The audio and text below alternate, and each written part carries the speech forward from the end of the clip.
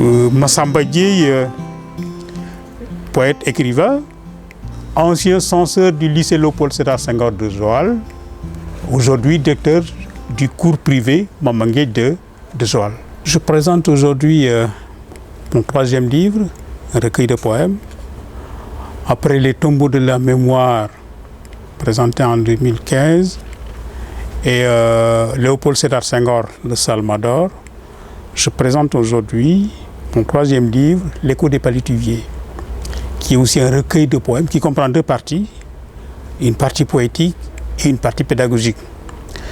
Mais permettez-moi d'abord de remercier Harmattan Sénégal de son travail important, le travail qu'il abat pour la diffusion du livre et de l'écriture.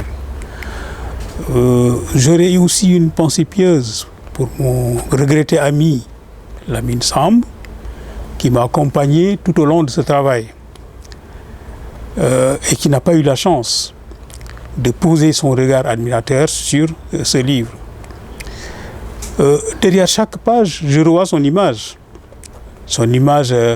emblématique, son image d'ange qui attire et qui rassure. Mais derrière chaque mot aussi de ce livre résonne sa voix enivrante qui réveille et qui émerveille. Dormez donc en paix Lamine, sachant que le rêve a été réalisé. Ce livre donc, j'ai dit que c'est une partie, il y a deux parties, une partie poétique et une partie pédagogique. Et je l'ai intitulé L'écho des palétuviers, parce que l'écho des palétuviers simplement symbolise cette rumeur qui s'élève au-dessus des chaumières, au-dessus des sanctuaires, et qui vient s'écarteler sur le front des vers palétuviers pour rejaillir, n'est-ce pas, en un message qui est tout simplement la voix des anciens, la réponse que les anciens donnent aux sollicitations, n'est-ce pas, des populations traditionnelles. En somme donc, l'écho des palétuviers, c'est simplement ce dialogue permanent dans nos sociétés traditionnelles entre les anciens et les populations, n'est-ce pas, en activité. Et c'est justement très important au niveau de nos sociétés traditionnelles, surtout dans les sociétés sérères. Nous avons toujours, en tout cas, cette interaction, ce lien, ce dialogue, n'est-ce pas, permanent entre les esprits, n'est-ce pas, et le monde des vivants. Et c'est pourquoi donc je l'ai intitulé, n'est-ce pas, Écho des palétuviers.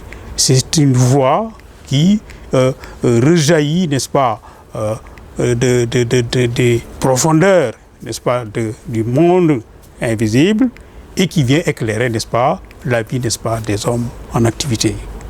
L'autre partie, la partie pédagogique, aborde d'abord l'esthétique du roman, selon en tout cas deux données fondamentales, à savoir réalité et fiction dans le roman.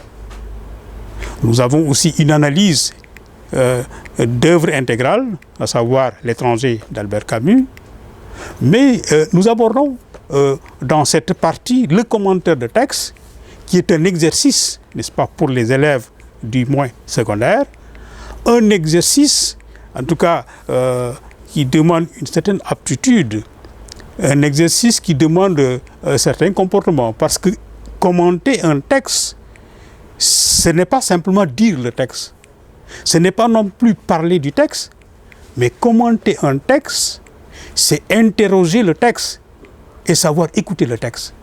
Parce qu'un texte parle avec, n'est-ce pas, des signes. Le texte parle par sa composition, par son syntaxe, par les mots employés, par les temps et modes, même la ponctuation constitue, n'est-ce pas, des éléments par lesquels un texte parle.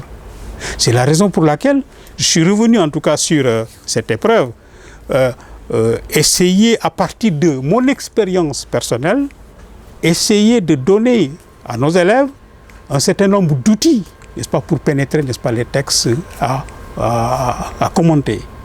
Et pour cela, j'ai abordé d'abord la théorie de l'épreuve et j'ai ensuite illustré par des textes que j'ai eu à commenter tout au long, n'est-ce pas, de cette deuxième partie. Voilà donc, comme je l'ai dit, cette œuvre est structurée, n'est-ce pas, en ces deux grandes parties, une partie poétique et une partie pédagogique.